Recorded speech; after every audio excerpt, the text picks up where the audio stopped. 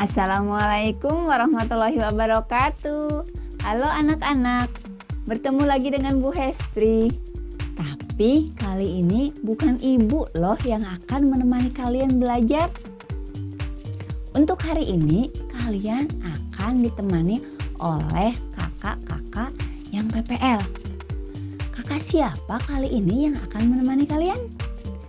Nah, ini dia. Kakak yang akan menemani kalian pada kegiatan belajar hari ini adalah Kak Risma.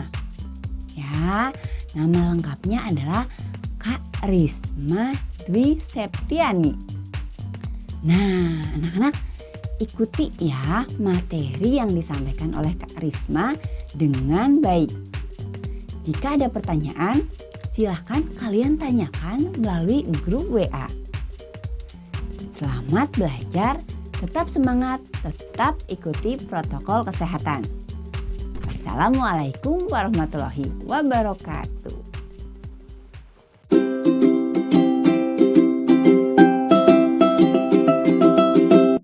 Bismillahirrahmanirrahim. Assalamualaikum warahmatullahi wabarakatuh. Selamat pagi anak-anak semua. Apa kabarnya hari ini? Semoga kita semua selalu dalam keadaan baik ya. Apalagi sekarang kita sedang berada pada masa pandemi COVID-19. Agar kita selalu terhindar dari penyebaran virus, maka kita harus selalu menjaga kesehatan kita dan juga menerapkan protokol kesehatan ya, dengan melakukan 5 langkah. Yang pertama, menggunakan masker. Yang kedua, mencuci tangan. Yang ketiga, menjaga jarak. Yang keempat, menghindari kerumunan. Dan yang kelima, mengurangi mobilitas. Selain itu, kita harus selalu menjaga imunitas tubuh kita ya, dengan makan makanan yang sehat. Jangan jajan sembarangan yang bisa membuat tubuh kita menjadi sakit. Nah, untuk memulai pembelajaran, alangkah baiknya kita berdoa terlebih dahulu. Berdoa dimulai.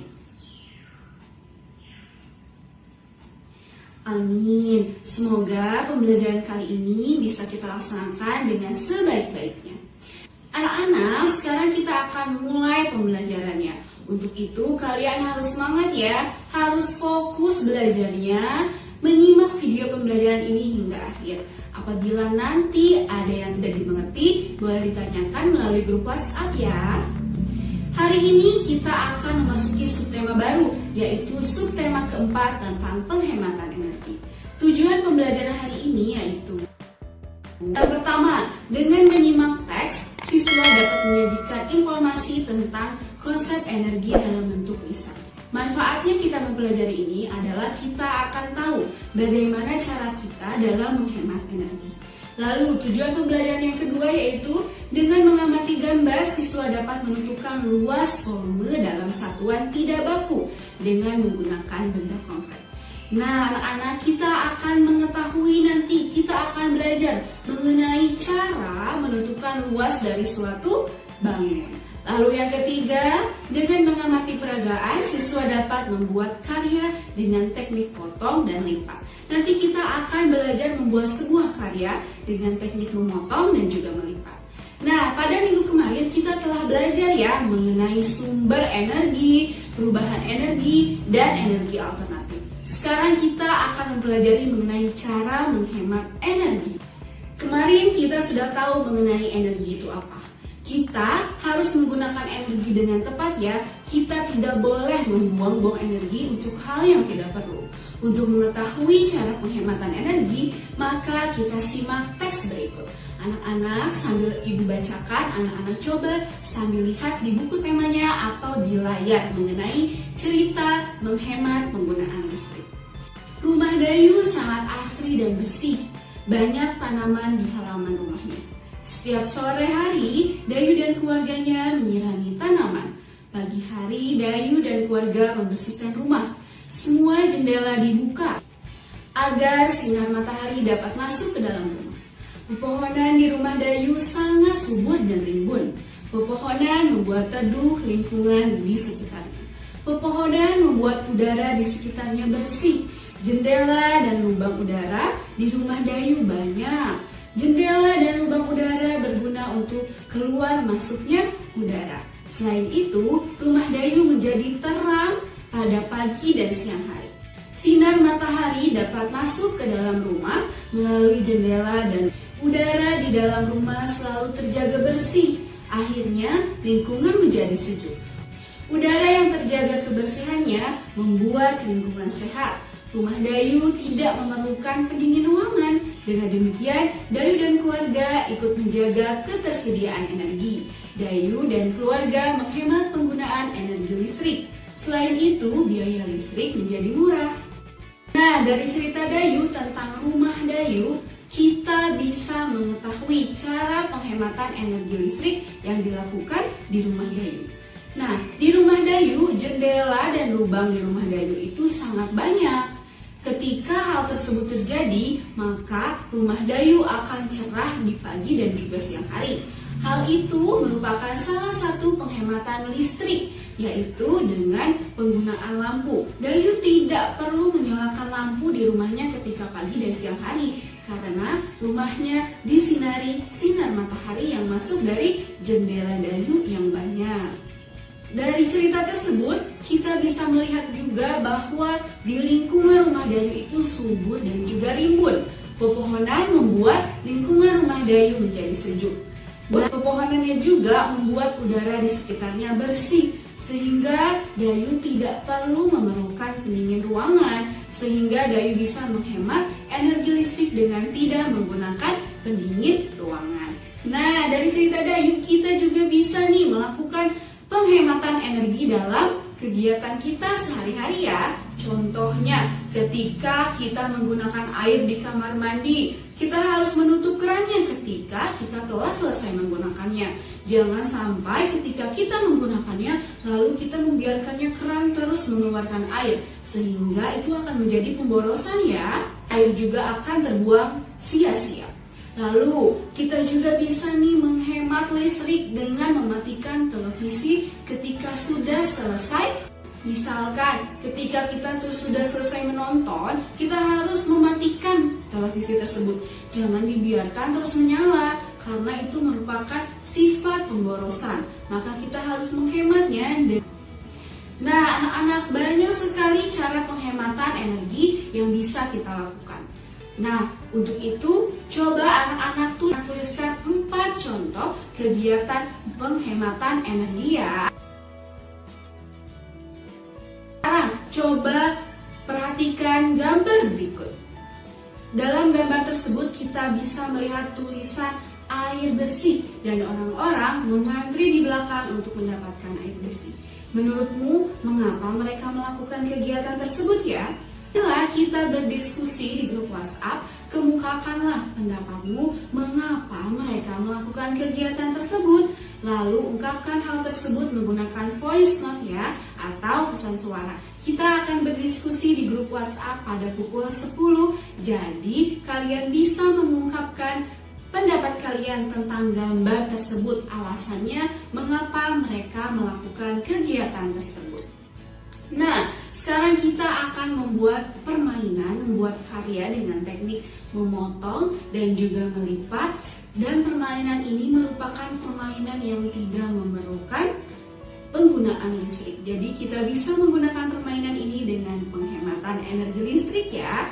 Kita akan membuat kincir angin. Anak-anak pernah membuat kincir angin? Nanti kincir angin tersebut bisa kita mainkan di luar rumah. Dengan bantuan angin, kincir angin itu akan memutar. Alat dan bahan yang harus kita siapkan, yang pertama adalah kertas, karton, lalu juga kertas lipat, sedotan, lem, pensil, paku payung, penggaris, dan juga gunting. Pertama yang harus kita lakukan adalah kita membuat pola terlebih dahulu. Buat pola seperti ini. Awalnya kita tentukan titik tengahnya. Kita bisa mengukur menggunakan penggaris di manakah titik tengahnya. Lalu kita tarik garis, dan kita buat garis miring. Nah, setelah jadi seperti ini, kita juga harus membuat pola lingkaran pada kertas karton. Gunakanlah uang koin atau yang lainnya untuk membuat pola lingkaran pada kertas karton. Lalu setelah itu kita gunting pada garis yang miring. Kita gunting di setiap garis yang miring hingga titik tengah ya. Nih, garis miringnya ada 4. Kita gunting ke 4 garis miring tersebut. Gitu. Selanjutnya kita harus kasih lem. Lalu kita tarik ujungnya. Tarik ujung yang tadi kita telah gunting ya. Kita tarik lagi. Lalu kita beri lem ya. Kita tarik. Beri lem lagi. Lalu kita tarik lagi. Nah, setelah itu taruhlah sedotan, lalu kita masukkan. Lalu kita masukkan paku payung tersebut ya. Nah, setelah seperti ini, untuk menutupi paku payung yang di belakang, maka kita gunakan karton yang tadi telah kita gunting berbentuk lingkaran. Maka kita masukkan. Hati ya dalam melakukannya. Kincir angin pun telah jadi ya. Nah, setelah kincir angin tersebut jadi, kita bisa menggunakannya ya untuk bermain permainan yang tanpa menggunakan listrik. Nah, anak-anak, pernah tidak kamu memperhatikan kertas lipat yang kita gunakan untuk membuat kincir angin? Menurutmu berapa ya luas kertas lipat yang kita gunakan? Nah, untuk kita mengetahui bagaimana cara menghitung luas, coba perhatikanlah persegi tersebut. Coba lihat gambarnya di samping. Persegi tersebut di dalamnya terdapat persegi-persegi satuan. Untuk mengetahui luas dari persegi yang besar itu, maka kita harus hitung persegi satuan yang ada di dalamnya. Coba kita hitung pada baris pertama. 1, 2, 3, 4. Baris yang kedua 5, 6, 7, 8. Baris yang ketiga 9, 10, 11, 12. Dan baris yang keempat 13, 14, 15, dan 16. Nah, jadi kita bisa tahu ya, luas dari bangun persegi tersebut merupakan 16 persegi satuan. Nah, untuk memudahkan kita dalam menghitung luas, kita bisa perhatikan pada baris pertama. Ada berapa persegi satuan? Kita lihat ya, 1, 2, 3, dan 4. Kita ketahui bahwa baris pertama yaitu 4 persegi satuan. Coba kita lihat pada baris yang di sampingnya. Kita hitung ada 1, 2, 3, 4. Kita ketahui bahwa baris yang atasnya ada 4 persegi satuan dan sampingnya pun ada 4 persegi satuan. Untuk memudahkan, kita kalikan ada baris yang di atas dan juga yang di samping. 4 dikali 4 jawabannya adalah 16. Ini sama ya dengan kita menghitung satu persatu ataupun kita mengkalikan yang di atas dengan yang di samping. Nah, yang di atas dan di samping merupakan sisi. Kita telah mempelajari sebelumnya mengenai sisi pada bangun persegi. Bangun persegi, setiap sisinya mempunyai sisi yang jumlahnya sama. Berbeda dengan nanti ketika bangun tersebut merupakan bangun persegi panjang. Maka apabila persegi panjang, keempat sisinya berbeda ya. 2 sama dan juga 2 tidak sama. 2 panjang dan juga 2 lebar. Berarti apabila kita mencari luas dari persegi panjang, maka kita harus mengkalikan bagian atas dan juga bagian samping. Sama ya seperti persegi. Agar anak-anak bisa lebih memahami mengenai cara menentukan luas pada suatu bangun dengan menggunakan satuan tidak baku, cobalah latihan pada soal berikut.